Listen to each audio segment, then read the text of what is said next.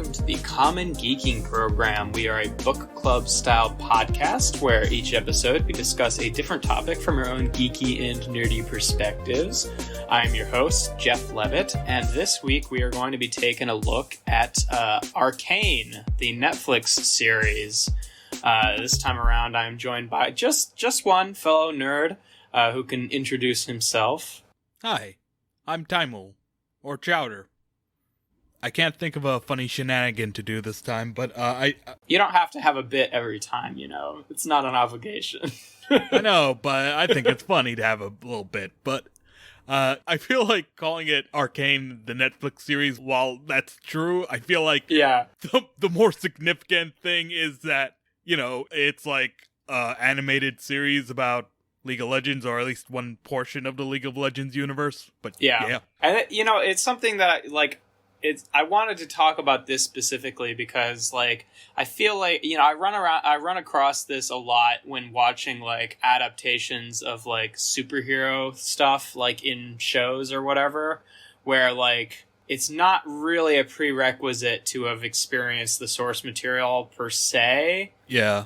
But it's sort of like you get this kind of, optional dramatic irony. Was when I was watching Arcane, because I don't play League of Legends at all.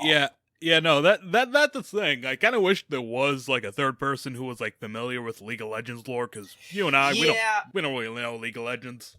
You're right, and that's I was kind of hoping that one of our friends who is a little bit more engrossed in it might join us. But the thing about League of Legends is the character, the game itself doesn't really do much with all of the character lore because it's it's a MOBA, right? So all of this stuff is really just in written backstories and stuff for these characters, right? Isn't that kind of where all the the prerequisite knowledge even comes from, is not even playing the game, just reading the bios of the characters?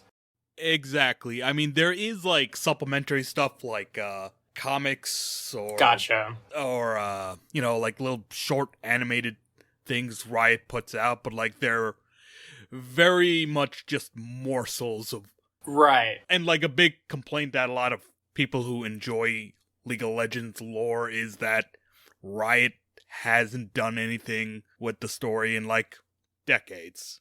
Yeah. And it's I initially I kept hearing things about how this show was so good, and I didn't know initially that it was connected to League of Legends. And then when I heard it was League of Legends, my first thought was oh, fuck that, I don't want to watch this, because I don't like League of Legends, and I don't the toxic culture that was especially especially several years ago when it first started blowing up, how everyone who played League of Legends just lived and died by League of Legends and was just addicted to it. I just I wanted nothing to do with it. Yeah, no, I've had I mean, you and I, we both had friends who tried to get us into it. Yeah. Neither of us could. It's just I mean, it's not my kind of game. I mean, I'm already not much of a gamer to begin with, and then when you start throwing in online stuff, when it's someone who me, who is not even just a casual fan, but is below the level of a casual fan, playing against people who are invested and actually know what they're doing. It's just not fun for me, because I never care enough about it to get good enough at it to actually have a good time, because I just end up getting murdered all the time.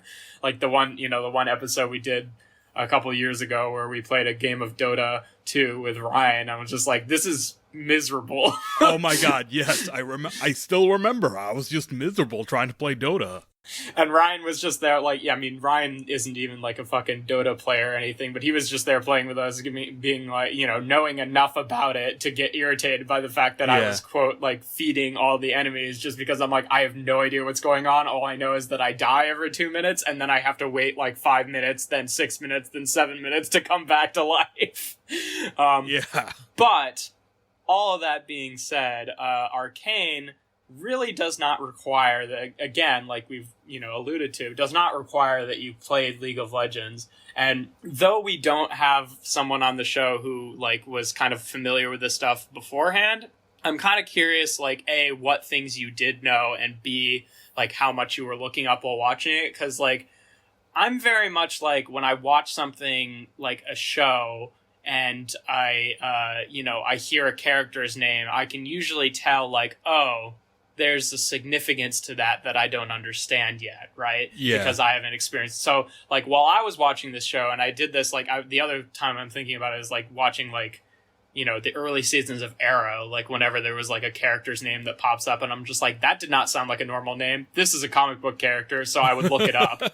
Yeah. And then, sometimes I would get like spoilers sort of in that, like I see like, oh, this is who this character is, but it's not really a spoiler in that like, if I had already experienced the source material beforehand, then it's again, this is all this kind of like optional dramatic irony, which I don't feel like generally, I mean, we can get into it in a bit, but generally I don't think that Arcane like requires that much foreknowledge. Like there's only like really one character introduction that I can think of that is like has a line that is like oh, that's somebody that we're supposed to recognize.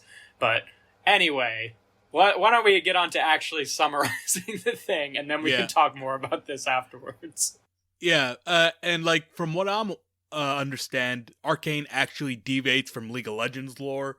Oh, really? A little bit, yeah. And we can talk about that later. Gotcha. Yeah. See, I was kind of wondering that because I was thinking it was like more just like, adding a lot of missing context to things that you like didn't get a ton of before.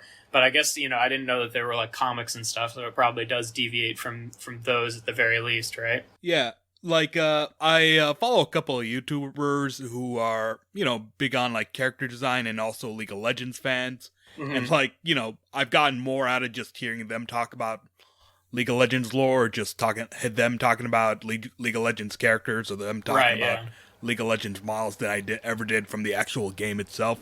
Yeah. So, like, I have a passing knowledge of some stuff, so maybe I can fill in whatever I can, but yeah, pretty much the extent to what I was like, every time the character like said their name, I was looking up like, is this a champion in League of Legends, and are they good or are they evil, is basically what I was looking up each time. Because like, I mean, we'll get into this later too, but there's a surprising number of like very seamlessly inserted new characters that feel like they could, like, all of their names like sound like, oh yeah, that sounds like a League of Legends champion, and then I would look them up, I'm like, oh, that's original to the show. Interesting, But anyway, we can get into that later.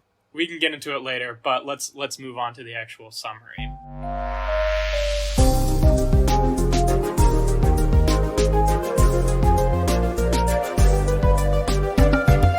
So yeah, I mean, we pretty much already kind of summarized what League of Legends is and how it relates to Arcane, so I'm not gonna retread that too much. I mean, it's a game and the characters have bios and, there's some supplementary comics and stuff like that. But for the most part, there's not like a campaign mode in League of Legends. So it doesn't really play into any of this. It's just, they've got some written lore and it's kind of the adaptation of that. So League of Legends is a fantasy thing. It takes place on the land of Runeterra. And Arcane specifically is about a specific region called Piltover and Zon.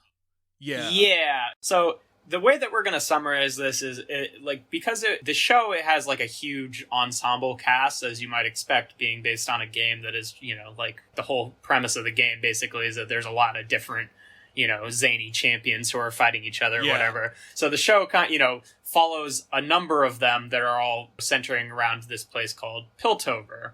And there are two main sections of Piltover. There's the lower city, which sometimes is called Zon. And I think that's more like later on when they're trying to get independence, like that's the name that's chosen. Most of the time it's just called like the Undercity or like, the lower part of the city. And then there's the upper class part of the city, which usually is just called Piltover generally. And that's kind of the setting that the show takes place. And like the whole sort of like backdrop of the show is there's kind of this like, class warfare going on between Zon and Piltover. And one of the things, like the first, I want to say 3 or 4 episodes are set in a specific time. And then the rest of the series is set 6 years after that. After Piltover has gone through this kind of like technological advancement due to something called hex tech, which we'll get into a little bit more in a bit. But that's kind of the backdrop. Getting into some of our characters and how they fit in, I think a good place to start is with Vi and Powder. The two of them are sisters from the Undercity whose parents were killed by Piltover enforcers, basically like soldiers, police officers. After it's not really like delved into super deep, but it's like a failed uprising, right? Yeah, failed uprising, protest / riot. Yeah. Okay, it would make more sense as a riot. I was just like thinking, like after like watching and rewatching some of it, I was just like, they keep it a little bit vague as to the details of this event, but like generally it was like some sort of riot or uprising, and some people from the Undercity ended up getting killed because it was basically like, them trying to like fight for rights or whatever, and then they just ended up like losing out into the much more well-armed Piltover enforcers. Glad that doesn't happen in real life. Yeah. So the two of them, along with two other kids, Milo and Clagger, were kind of adopted by this guy named Vander, who was a part of the failed uprising and kind of acts like a de facto like authority figure and leader in the Undercity. Yeah, I think the implication is that like Zon is like kind of split up into, or like it's been carved out by like various slumlords who mark their territory. And with the case of Vander, he doesn't really play the role of a slumlord. He's actually a pretty good guy, a swell guy.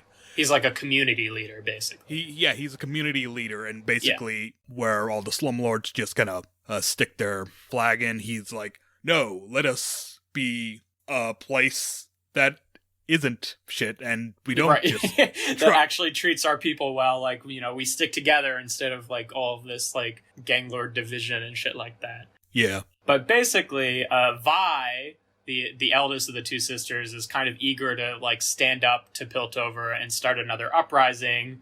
And Vander is like pretty adamant that will just end up getting more people hurt because of his experience in the first failed uprising. So that's them, and we'll get back to them in a sec. But to shift to another important character, we've got Jace, who is a scientist and a student from the Upper City. And fuckboy. Yeah, scientist, student, fuckboy. Yeah, he's like one of those characters like, okay, this guy means well, but his privilege shows so fucking hard with everything that he does. Exactly.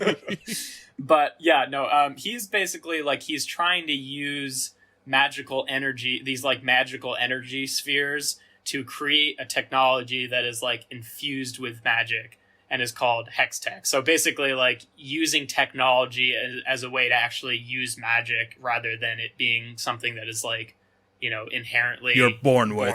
Right, yeah. So at first, like the kind of inciting incident of the show is that Vi and Powder and the other two kids steal things from Jace's apartment and end up causing this huge explosion because Powder like drops one of the energy spheres that Jace has, and he ends up getting arrested for even like having the material, and he's like struggling with even getting permission to work on this hex tech from Piltover's High Council at all, because they just kind of like generally think it's too dangerous to even attempt. And then the leader of the council, the one who's like really pushing that message the most, is this dude called Heimerdinger, who is a professor at the university and is also like basically Jace's mentor. Yeah, and importantly, he's also a Yordle, which is... Yeah, a little furry imp dude. Yeah, which is... And what Yordles are is kind of vague in League of Legends, but for the importance of Arcane, he's basically just very long-lived and has seen like straight up magic wars happen. Right. I really like the whole dynamic with Heimerdinger, like, not wanting progress to go too quickly because, like, he just has a longer time frame that he lives his life by. Yeah. It's really interesting way of doing that. Yeah. No, one of the few good things Jace says is, like, listen, Heimerdinger, we don't all live a million freaking years, okay? Yeah.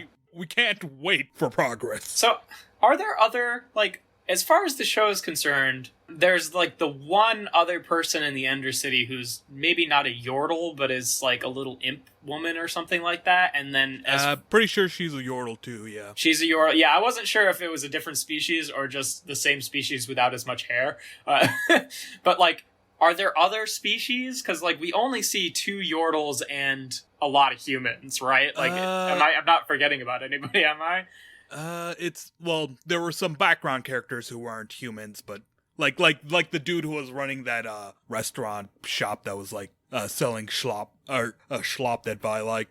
Oh yeah. Oh, there's also the robot dude who's on the council too, right? Oh yeah, that dude too. There are a lot of different races in League of Legends, but you know, as with a lot of fantasy, humans are the most prominent. But yeah. Anyway, that's not particularly important. I was just curious about that. But either way, one of Heimerdinger's assistants, who is a sickly man with a cane named Victor, basically ends up going behind Heimerdinger and the council's back and helping Jace with the invention of Hextech. And the two of them make a big breakthrough when they find a way to like stabilize the crystals. And that's basically what leads to the technological advancement after the time skip. So that's Jace and Victor and Heimerdinger. And then the last like really big player in the story is a guy named Silco, who is kind of like a crime boss in the Undercity. As we find out later, his ultimate goal is basically like for the Undercity to secede from Piltover and become its own city of Zaun, and that's where that name comes from. He more or less acts as the main antagonist of the whole season. It's the whole being like a big ensemble cast. Obviously, there's lots of like inter-character conflicts and stuff like that, but he's really the one who kind of like pulls a lot of the strings that cause a lot of the main conflicts. He used to be like not literally, but akin to brothers with Vander until something happened that I'm not totally clear about. I think it was like during the failed uprising, where they had a disagreement and Vander like almost fucking drowned Silco. Yeah, I mean, I think the idea was, like, Silco was, like, taking it too far, like, being, like, way too... hostile. Having ideas that were way too violent, and, like, Vander was like, whoa, we need to chill. And, like, one thing led to another, and he was like, okay, we gotta just cut this in the butt. Brothers no more. Brothers no more, yeah. That classic trope. But either way, Silco has this scientist bud who in the name is a champion called Singe, but I don't know if he's ever actually called that in the show. He's a really minor character in the show, but the two of them develop this like, I don't know, I think it's just a chemical, not anything to do with magic technically, but it's called Shimmer. And it's basically like a drug that like makes you Hulk out. Right, like a bunch of people in the Undercity like end up getting like addicted to it like a drug, but it also like roids them way the fuck out and turns them into like hulking monsters.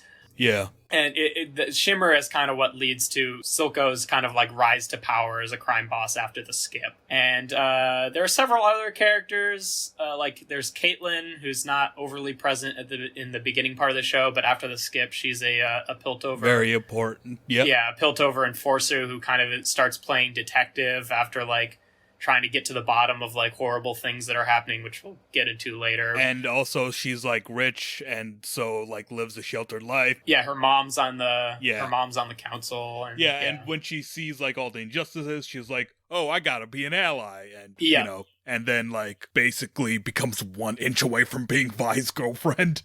We'll talk about that later. We'll get into that later. There's also Echo, who is another one of the little kids in the Undercity in the first bit, but after the skip ends up becoming like the leader of like a group of freedom fighters. And there's Mel, who's another member of the council, who ends up having like a romantic narrative with Jace. I mean, she's got way more to her than that, but just for the sake of simplicity. And I might be forgetting some people, but that's most of the main characters. Yeah. So...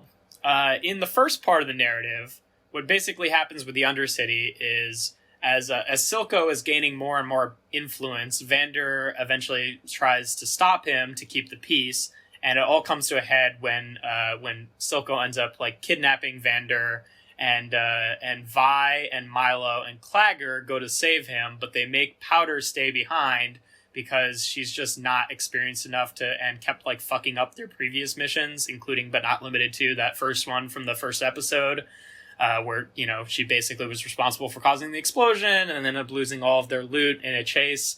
So there's kind of this ongoing thing of like her trying to prove herself, but, you know, when it comes to something really important like this, even Vi is like, yeah, we really can't include you in this because this really fucking matters.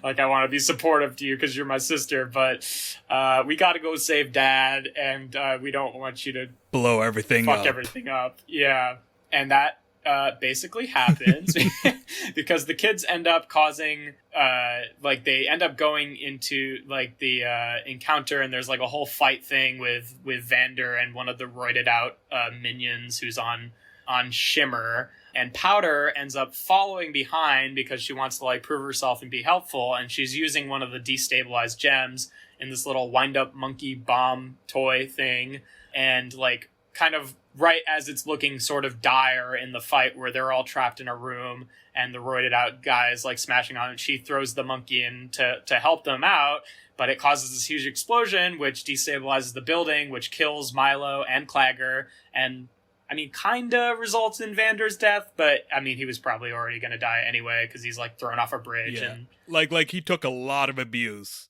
Like, I guess it's more like a case of he might have had a chance of making it through it slim, but might have. Yeah. But then everything blew up, and that went to 0. Right, but for sure that was the immediate cause of Milo and Clagger's death. Yes.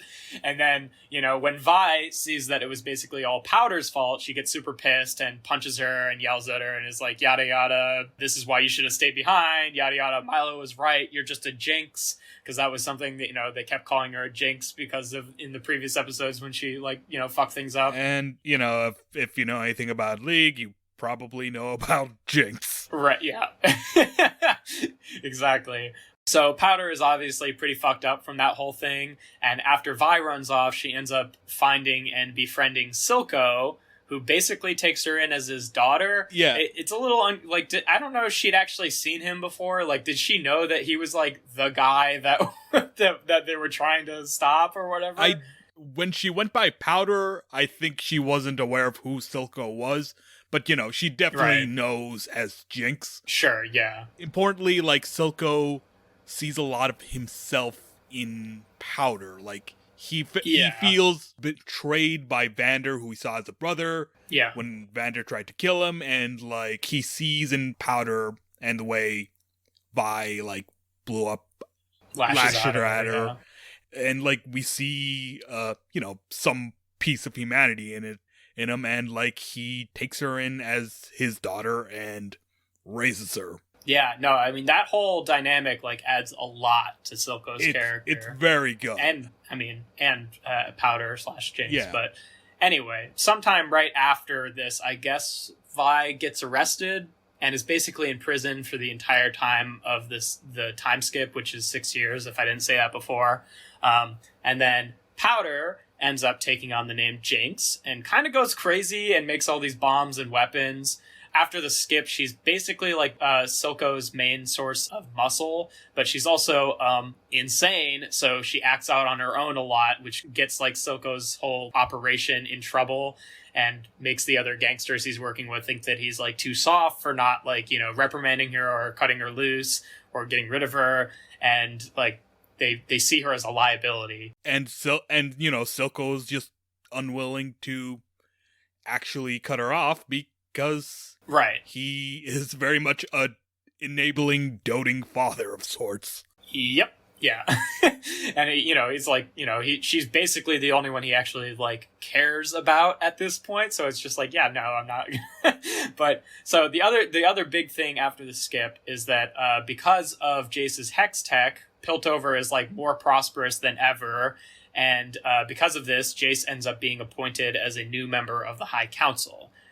And there's this like big brewing conflict between Piltover and the Undercity because of Jinx basically going out on her own and doing like kind of a bunch of terrorist attacks with causing explosions in the city. Yeah, she causes explosions in the city, and like Zahn and Piltover are on like the brink of an all-out war, and everyone's trying to like avoid that as best as possible. Right, and the council is like constantly arguing about how to handle it, because there's like this conversation about how Piltover wasn't really doing anything to use any of their technology to like help anyone in the Undercity, despite the fact that they have really shitty living conditions and they're all in poverty. And now there's this problem where like a bunch of them are also addicted to Shimmer. So it's like, and it's important to note that like a lot of Piltover's prosperity is on the back of Zon. Like Zon's labor is what helps them. And also like whenever like Piltover produces any waste, guess where it gets dumped? In Zon. Yep. There's this really fun thing where it's just like whenever the enforcers go down to Zon, they have to wear these like gas masks that no one in Zon ever wears because they're all just like acclimated to the shitty air down there. It's just like a really cool bit of like, world building where it's just like, they literally like fucking can't handle the air in Zon. But also it's like, there's clearly some people from the Undercity like Silco and Jinx who are becoming just like major safety concerns for the innocent, largely people of Piltover. And some people on the council, and Jace kind of, falls into this category.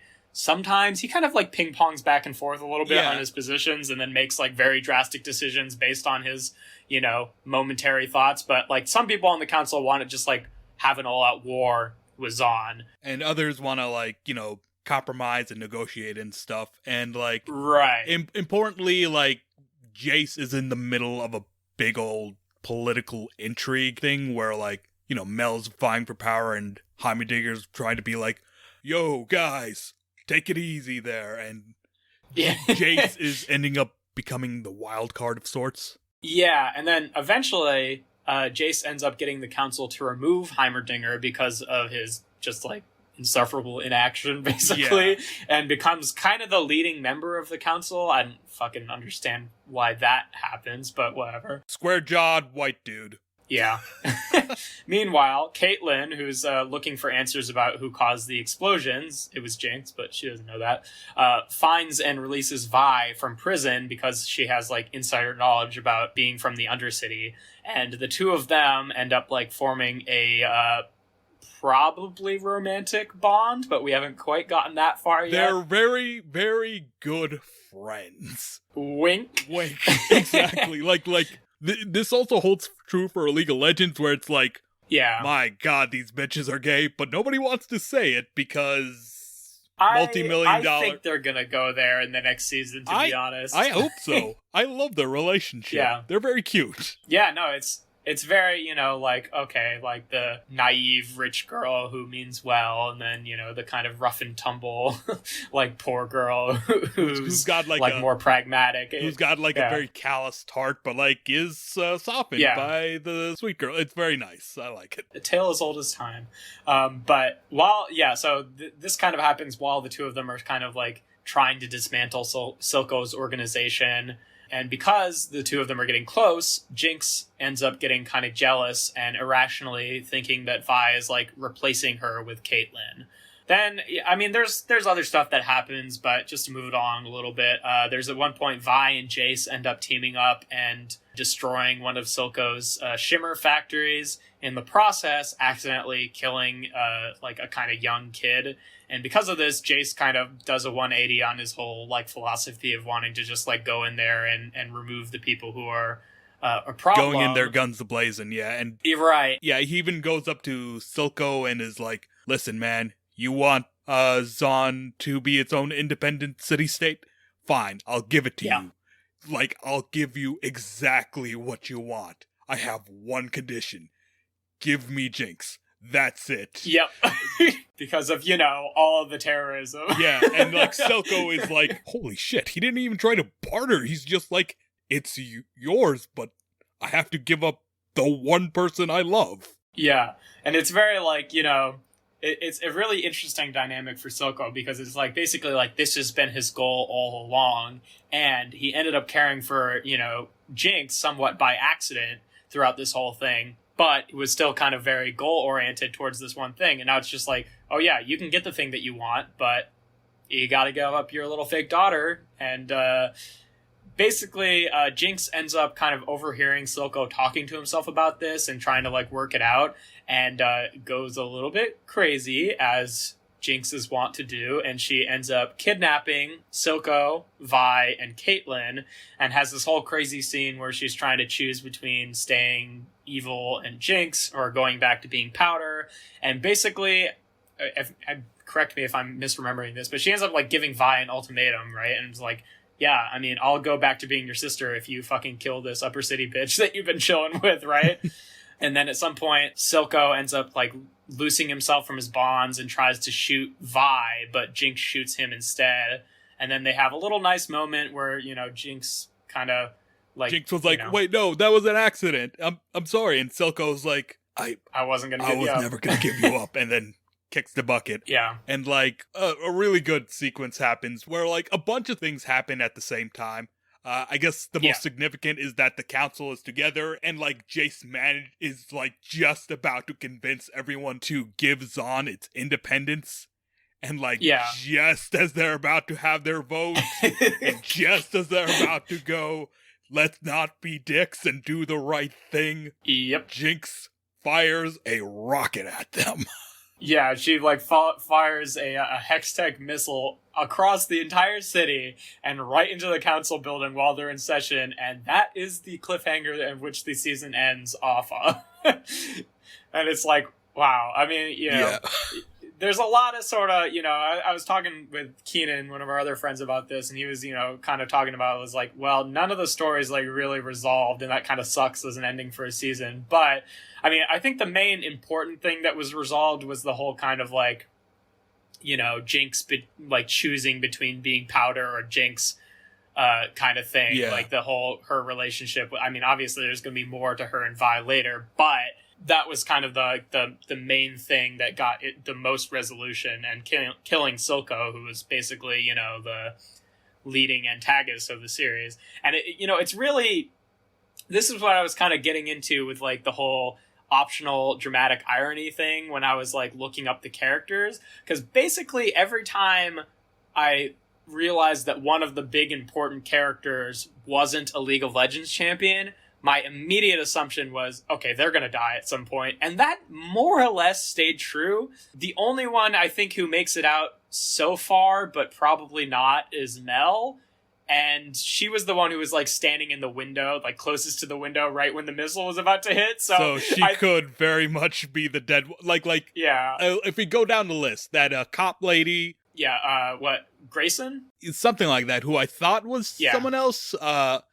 She dies. The other corrupt cop who's working with her dies. Silco dies. Yeah, that's the surprising one. I could have sworn Silco was actual League of Legends character. Right, because nope, original. He has a creepy evil robot eye or whatever the fuck, and his name is Silco, which is like, that's the thing that I really like about the series, is that all of the expendable characters that they insert in really feel like they jive well with the rest of the characters, so that like if you're not watching knowing who's who, you could really, like, who would have ever thought that fucking, like, in this show, Silco is not a pre-existing character, but Singed, his creepy scientist buddy who has like 6 whole lines in the entire fucking show, is a pre-existing character. Like, you wouldn't have ever... exactly. Like, he's not even... They don't even ever name him in the show. Like, I'm pretty sure. Yeah. But no, it's then like, I mean, there's a few other, like, there's this whole thing that's going on with Victor too, where he's like trying to get the Hextech to progress faster to save himself. Illness or because like Victor is terminally ill due to having been from Zaun and like, growing up in Zaun's shitty environment. Like, he was like the biggest, like, when I mentioned earlier that there was like one character that they made a big deal of his name reveal, was because Victor the champion looks nothing like this, you know, like decrepit, crippled guy, and they're talking, he's like, and Jason's like, oh, I didn't get your name, and he's like, Victor, and I'm like, oh, that's like a gotcha kind of line, because like everyone else is more or less recognizable, but Victor in the game is like a fucking evil cyborg scientist or something. Yeah. Like, Victor in the game is like a cyborg scientist who's like, yes, machine intelligence is above all. I will turn everyone into robots for glorious machine evolution. Which you can clearly see the roots of in this show, right? Because, like, really, like, among the, you know, the people in that storyline with him and Jace and Heimerdinger, like, he's really the one who has, like, the strongest conscience and actually wants to do the right thing the most. But then he also ends up getting just so desperate by, you know, trying to advance things fast enough to do his condition that, you know, like, he ends up accidentally killing this girl who's obviously in love with him. And then, you know, he goes kind of off the deep end, but hasn't quite gotten to the point of, like, intentional malice yet. But it's clearly setting that up for the next season. I guess they're setting him up. I don't know. I feel like if they ever actually make him like the actual character, it would feel like a jump, because Victor is ultimately a pretty swell guy. Like, flawed, yes, but not turn everyone into robots. Yeah, I would assume that it's going to end up being a thing where, like, the technology that he ends up infusing himself with, like, corrupts him, you know, rather than him just, like, having a break or whatever. Right. I don't know. I see that. I do, like, it's probably not going to be quite as, like, one note as the character probably is in the game, but I think he's going down that path. Yeah. Oh yeah, like like another relationship I kind of like is Jace and Victor. Yeah. Like, I don't know what you would call it. They're just good friends. I don't know. They're just close friends. Yeah. I don't know. I kind of see them as, like, bitter exes. Oh yeah, maybe. I mean, there's, like, the whole romantic thing with Jace and Mel. So, like, I don't, you know, Yeah, but, like, remember when, like, they're having their, sex scene, like, it's, like, intercut with, like, shots of Victor, you know, dying from his freaking disease. Like, it is such an on-the-nose visual metaphor for infidelity, you know? Yeah, no, that's fair. But, yeah, so, I mean, that's mainly the summary. So, I mean,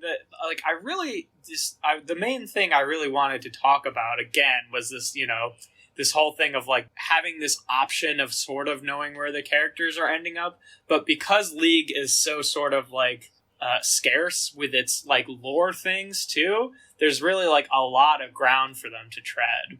In a lot of ways, they also, like, make these huge changes, like we've just discussed, like, the changes to Victor. Another character who gets big changes is Echo. In the game, as far as I can tell, Echo's thing is that he is a kid from Zon, but one, he still has his parents. And, like, his thing is that his parents saved up a bunch of money to get him into a nice university in Piltover. Yeah, that's very different. And, like, and, like, Echo is like, yeah, but I want to, like, help out the people of Zon. These are my people. And that creates tension with his parents, and then somehow he gets time travel powers that puts him in a sort of Groundhog Day loop, and that's his main conflict. So Echo is, like, super fucking different. Well, at the very least, the Groundhog Day thing could still happen. Yeah, but right now, like, the parents thing is very different, because I'm pretty sure his parents are dead, like, before the series even starts. Oh yeah, right? no. In Arcane, he is an orphan. Yeah. And then, he basically becomes, like, a leader of this sort of, like, a guerrilla rebel group. I like that at the end, too, like, at the, what ends up happening to Heimerdinger is, like, basically after he's kind of exiled from the council or whatever, he, like, goes to the Undercity and actually starts seeing, like, some of the shit that he's basically been kind of neglecting to do anything about this whole time, and, like, seeing all the real problems that they have. And also, like, he ends up running into and helping Echo and seeing his little, like, paradise where he's got, like, a bunch of, you know, like, freedom fighters who are all, like, enjoying life despite their shitty conditions. And basically he's able to see, like, wow, you accomplished all of this amazing stuff in such a small amount of time. Maybe I should rethink some of my, just give it another decade of careful research philosophy. Yeah, exactly. Maybe I should get off my centrist bullshit. Yeah. And that's, you know, like, he was another one too. It was like, I was looking him up and I was just like, either they've changed a lot or this dude has a long way to go, because in the game, isn't he like kind of like a fucking like little mad scientist who like creates a bunch of like weapons and stuff? Like more like the like the good version of Jinx rather than this little dude who's just like, don't do anything ever because it'll happen too fast. Yeah, no, again, another character who's very different. Yeah, in the game he's kind of a joke character who is a mad scientist who does wacky stuff with inventions. Right. You know? But he's still good in the game, right? He's still a good he's still a good guy in the game, but being a little mad scientist is very different from him being this like, you know, what would be the right word? This like prominent councilman who's like, whoa, we gotta play it safe. I do like him in that role though. Like he's a really compelling character, I feel like, where it's just like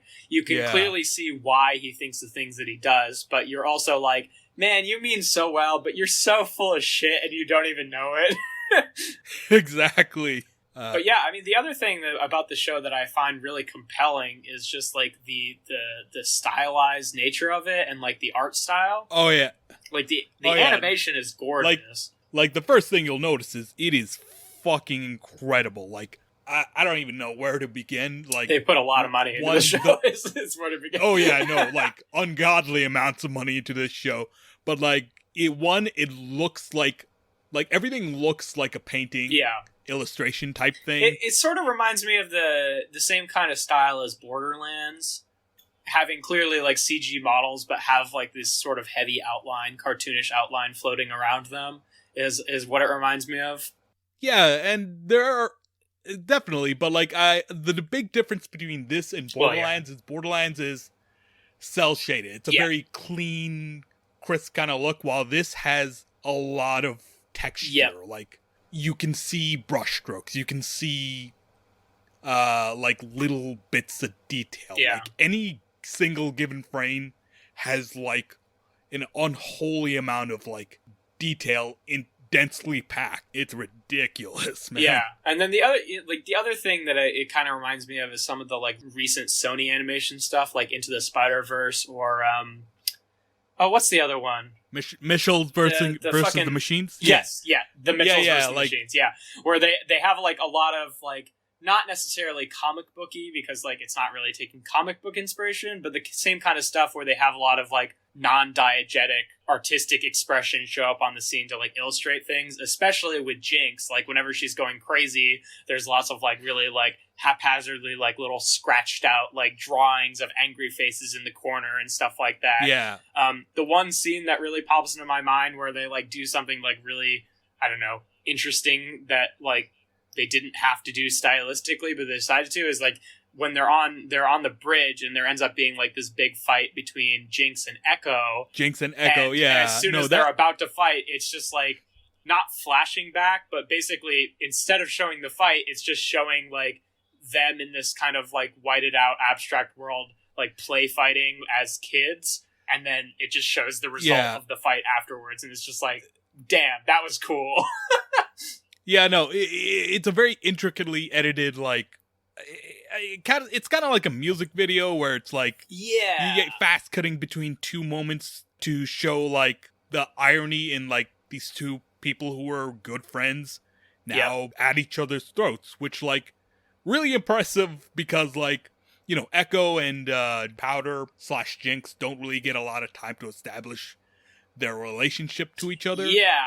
But it's just like a neat bit of like world building where it's just like, yeah, of course they're friends, even if we didn't see like specific interactions for them. Like, you know, you can piece that much together, you know? Yeah, exactly.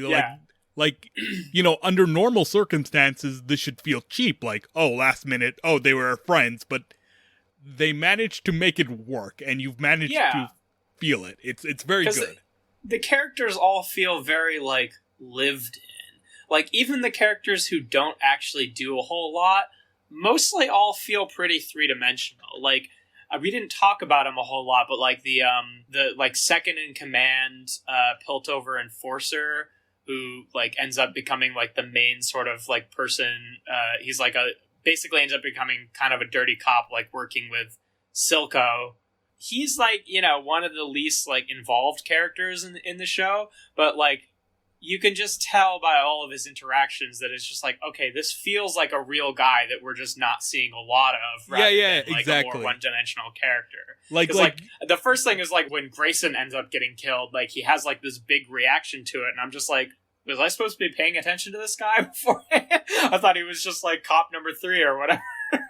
No, I think a good moment was like when like Silco is like he's talking to Silco in like Silco's office, and like we see a shot of him like blowing the whole room up, and then like we cut to Silco going, "Hey, we're still talking here," and it's like, oh, he just imagined that, and it's he just like, imagined doing a murder-suicide, as you do. No, like he's a corrupt cop, but like he also, it's hard to describe, but like guilty about it, but like not guilty enough to stop doing it or fess up to it. Well, I mean, it's all because like he's got like a daughter or someone who he's like trying to support, right? And that it's like that whole thing where like he. No, Silco doesn't like threaten his daughter until later. That's no. I know, but I thought the implication was like the reason that he was like doing corrupt shit to begin with was to make extra money to support his daughter. The way I interpreted it was like was that like, you know, when the opportunity came up, he kind of put aside his morals. He's like weighing it, and he just kind of let his selfishness take over. Instead of like, you know, going with what he knows is right kind of thing. So yeah, that's fair. Anyway, he's not that important. He's not that important. But the point is, even the not important characters feel fairly lived in. Like, you know, Silco's got this one like henchwoman named Sabisha or something like that. Yeah, Sabisha, I think that's her name. Yeah, Sabisha, who's like Sabisha.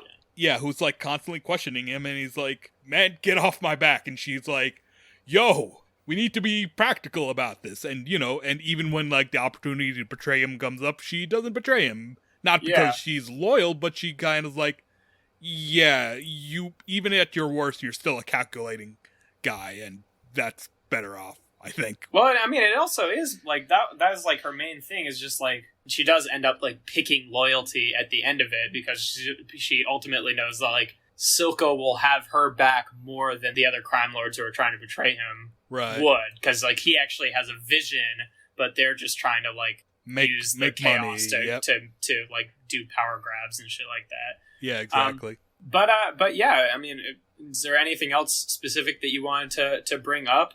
The two main things that I just wanted to talk about were like the, you know, dramatic irony of like whether or not you know the characters, and then also the like really like metaphorical stylized art style that they use a lot of the time. Because like, I don't know, that like, I guess there's more to say about that, and just that like, yeah, like it feels nice that it's like this thing that is about a video game that is like ultimately seeing like these badass characters do badass things, is like taking the time to explore like the pathos of their characters, not just in the story itself, but also just how the cinematography. Yeah, just how they inhabit everything, how they interact with little things. It's very good. And like, I want to talk more about the visuals. The problem is we're a podcast. We're not right. We don't have any images, so I can't really you know, go through like specific things, specific moments. So it would just kind of be very repetitive of me going, "Oh, this was good. This was good." Yeah. But yeah, no, if you haven't seen Arcane, it looks very pretty, man. Right. Like, I was hooked on it after watching, like, the first episode or so, and I went into watching the show already ready to hate it, because I'm like, bah humbug, League of Legends, bah humbug. Yeah, no, I remember us talking, and it's like, yo, have you seen Arcane? And you're like, yeah, no, I haven't, but, like, I don't really like League of Legends, and I'm like, look, I don't like League of Legends either. But this is fucking good. Yeah, and like enough people said that to me, and I was like, all right, I'll fucking check it out. And then I watched it, I'm like, holy shit, this is really good. And you know, it's like, part of it is like, okay, yeah, it is because they shoveled a lot of money into it that, you know, it was able to look so good and take all the time to like do the proper cinematography and stuff like that. But it definitely shows that like it had people who are working on it that like gave a shit about telling an interesting story aside from just like, you know, having it be like a nonstop Easter egg hunt for League of Legends references or something like that, which it easily could have been. No, exactly. A lot of stuff like that does end up being. Yeah, no, interestingly, they showed a lot of restraint. We barely see anything of the other regions, like Demacia or... what's that place? The place that Mel's hot grandma was from. Yeah, I don't... I don't know. I have not gotten to any of the other places from League of Legends. But yeah, I mean, it was like they showed restraint in that regard, but also like a sort of like opposite way of showing restraint of like really spending an appropriate amount of time on the characters that were original to the show, you know? Like taking the time to explore Silco's pathos, even though he's not bound for, you know, the fucking fight on Runeterra or whatever, you know? Yeah, it's exactly. Just like, and like having lots of scenes where there's not a single character who's a champion of League of Legends in the room, you know? Like, I mean, I guess mostly it would be a lot of the scenes between Silco and the other fucking crime bosses, but still, treating all of the characters who more or less could have been expendable as just as important as the champions. Like, Vander was another one that was just like, I mean, narrative-wise, it really seems like you're gonna die, but, like, your name is Vander, and you have this, like, specific, like, attitude toward... Like, you feel like a character from a video game. Yeah, you know? like, Austin tells me, like, he bears a striking resemblance to, like, this werewolf named Warwick, who, like, whose backstory is, like, he was a gangster who turned noble, but then an accident happened, and he turned into... this wild, crazy wolf dude, and, you know... I doubt he's gonna be that, but... no, but, like, you know, I could see, like, him coming back as, like, Warwick if they wanted to, but... I hope they don't, though, to be honest. I hope they don't. No, I agree with you on that one. But, yeah, no, I'm interested to see, like... I mean, obviously, because of the cliffhanger, it definitely seems like next season is focused on this whole conflict, but I'm sort of interested to see if they end up, like... doing another season at some point that is just completely set in a different, you know, region, city. Yeah. Like, and, and then end up having, like, eventually working towards here's these guys meeting up kind of thing, you know? Yeah, because, like, what I can remember of League of Legends lore, Demacia has, like, a sort of bigotry thing where it's like, oh, they hunt down anyone who shows magical powers and, like, puts them in gulags and shit. That would be something more interesting because like in the early episodes of the show they talk a lot about how like magic is so dangerous and that's why they're resistant to like the hex tech, but then after the skip they all kind of like give that up because they see how useful like it is. The benefits are too good. So, but like we don't actually see even a single person in the show who does have like inherent arcane ability, which I think is interesting. Yeah, that's because, like, a lot of the characters with inherent arcane ability are in either Demacia or the other big region that's, like, all the war people. Gotcha. Because I think the only one that we see is in, like, episode 2 in, like, Jace's flashback to him and his mom getting saved by... And that guy is apparently a champion, too, but he's, you know, it's just kind of not really blink and you miss it because it's a whole scene, but, you know. Right. He's just that one sort of cameo. But I mean, that's all I really wanted to say about it. Anything else you want to talk about before we move on into the ratings? I guess the last thing I want to say is when they've made, like, they do, like, character design changes, and, like, those character design changes are really good. Like, if you look up, like... like, instead of giving Echo, like, a foot-tall mohawk, just give him, like, some, you know, nice mohawk dreads. yeah, exactly. Or, like, I think the best example are Caitlyn and Vi. Like, if you look at Caitlyn's League of Legends look, she looks like a porn parody version of herself. Right, yeah. Or, like, Vi, who's, like, in this sort of riot girl. The best way I can describe it is, like, a horny dude drawing a punk rock chick. Okay, hold on. Maybe I'm confusing Vi with someone else, but isn't Vi like fucking Cockney in the game? I don't know. Okay, maybe I'm making that up, but like every time, like, you know, I like think about her dialogue or whatever, and then think about it being like used as like yells in the game or whatever. I'm just like, isn't she like very Cockney. I might just be completely conflating that with something else. You're gonna have to ask someone who knows. I don't know if she's Cockney or not. But well, if that's true, I picked up on that, and if that's not true, then I guess I'm just making shit up out of nowhere. But yeah, but like their Arcane iterations looks great. Like Vi dresses very sensibly, but still looks cool. And although it's really fucking stupid, the fucking scene where they gave her like, you know, crop top jacket or whatever, because she's like she gets into like some conflict with some, you know, other Undercity dude who's just like wearing a red jacket, and then, you know, like she ends up beating the shit out of him. She's like, and then there's like a shot of her looking at the jacket and then putting it on, but it's just a completely different size and shape to the jacket that was on the dude, because it's like, you know, the jacket she's wearing looks like, you know, it's like clearly meant to be like a shortcut jacket that, you know, is just like, whereas the dude was wearing like a fucking coat. Like, well, the dude's taller than her, and like, yeah, but it looks small on her. but like when she puts it on, it's like perfectly fitted to her, and it's very funny. But yeah, no, that. But you know, I liked. I mean, just to go on another small tangent, I liked the whole dynamic between Vi and Caitlyn. I'm really hoping to see like more of that in the next season, like we talked about. And you know, to quote Keenan, "Give me big gay. Don't give me small gay. Give me big gay. Just be explicit about it." But yeah.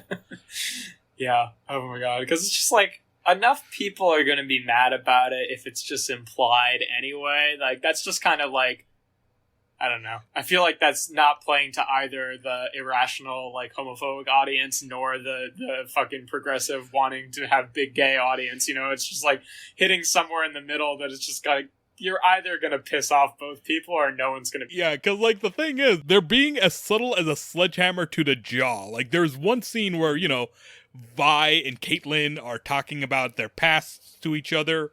Yeah. And they're both on Caitlyn's bed, and it's shot like pillow talk. It's very on the nose. But yeah, I think that's really about it, man. Yeah.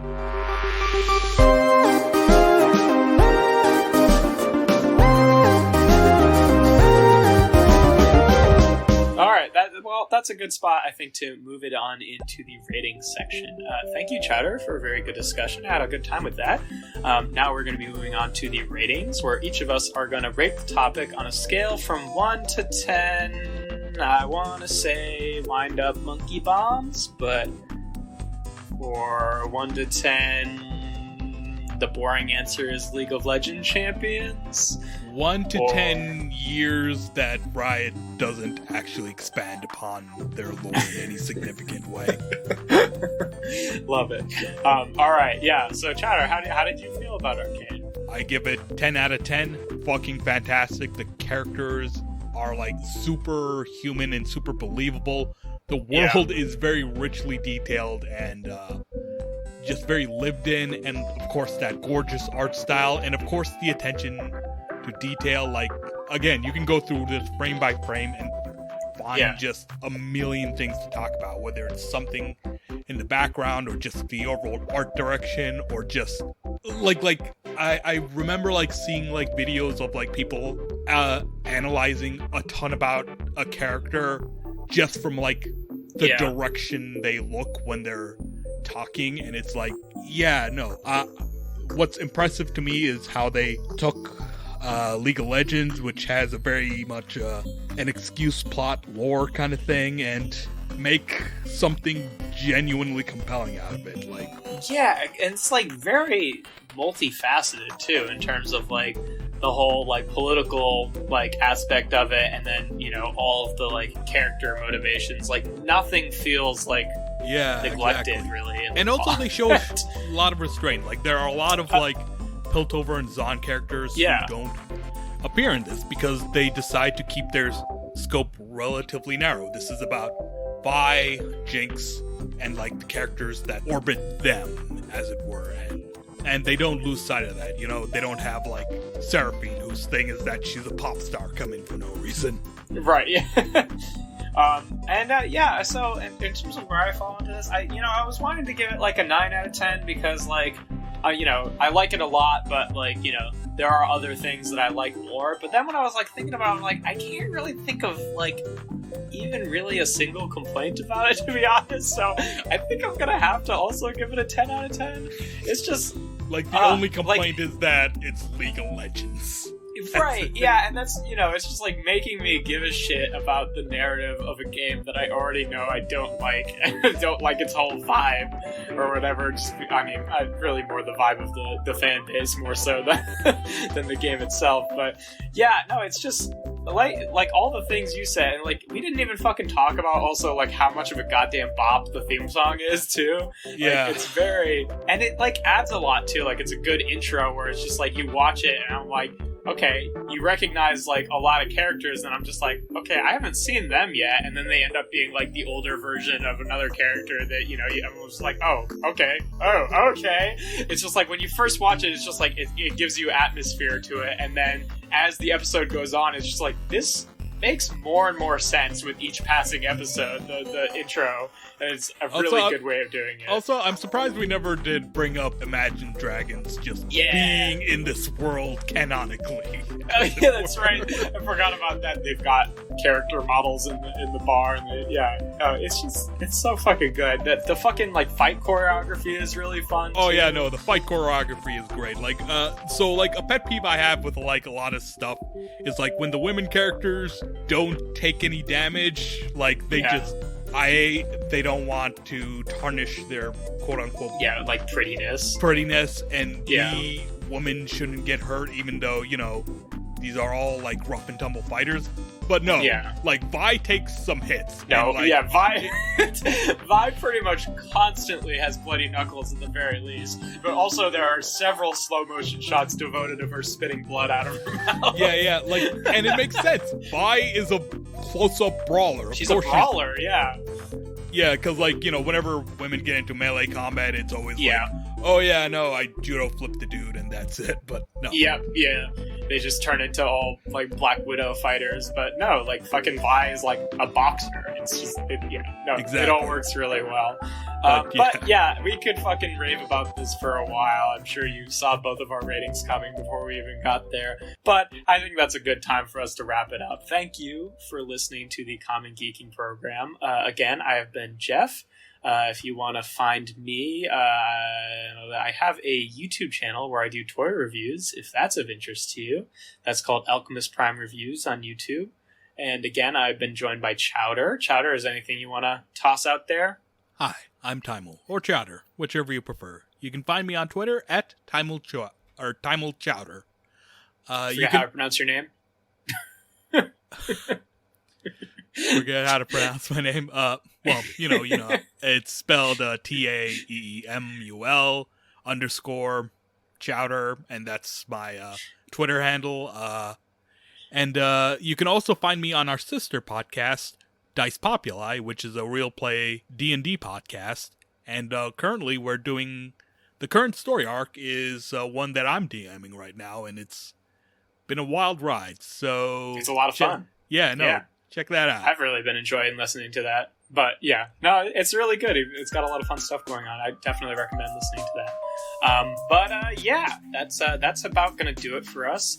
Our next episode is going to be another common briefing program where we cover the geek news for the month of February, and that will be on the first Friday in March, which will be March 4th. And then our next proper geeking program where we take another deep dive look into another topic, yet to be determined, will be airing on the third Friday in March, the 18th. So, thank you all for listening, subscribing, sharing, and everything that you do, and we'll talk to you next time. Ciao. Der.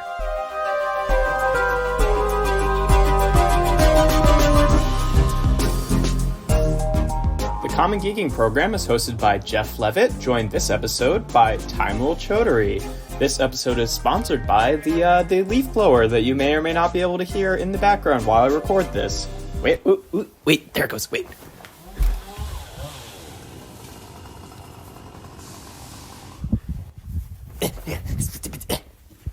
You hear that shit? fucking ridiculous. The podcast is created and produced by Colin, Ketchen, and Jeff Leavitt, and featuring original music by Colin Ketchen. This episode was edited by me, Jeff Leavitt, and also Taeemul Chowdhury. We'd love for you to stay engaged with us on social media at Geeking Program or by using hashtag CGP. If you want to know more about us and all of our other projects, head to commongeekingprogram.com. Stay in touch, stay tuned, and as always, thank you for listening to this.